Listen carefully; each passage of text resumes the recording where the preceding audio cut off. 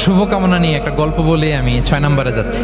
এক লোক মাগরিবের নামাজের আগে তার বন্ধুর জন্য দোয়া করতেছে, আল্লাহ আমার বন্ধুকে তুমি একটা সুন্দরী, রূপবতী, গুণবতী, নেককার, মুতিয়া, কানিতা, জামিলা, রাইআ একজন রূপবতী নেককার স্ত্রী দাও আল্লাহ। কতদিন ধরে তার বিয়েটা ঝুলে আছে, আল্লাহ তুমি ব্যবস্থা করে দাও, সুন্দরী নেককার আল্লাহওয়ালা। তো সে তো তার বন্ধুর জন্য প্রাণ ভরে দোয়া করতেছে, আর তার স্ত্রী ওয়াইফ পাশেই ইফতারি রেডি করতেছিল। এই দোয়া শুনে মহিলা তো তেলে বেগুনে জ্বলে উঠছে, দৌড়ে আসে বলছে, এই তুমি কিসের দোয়া করো, রাখো।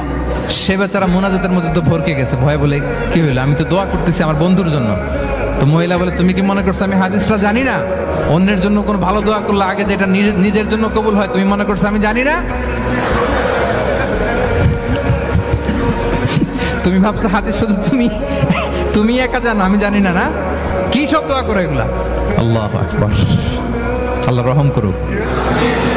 প্রিয় ভাইরা, এটা বলার উদ্দেশ্য হচ্ছে আপনি ভালো কিছু অন্যের জন্য চাইলে আল্লাহ তাআলা এটা নিজের জন্য কবুল করে নেয়।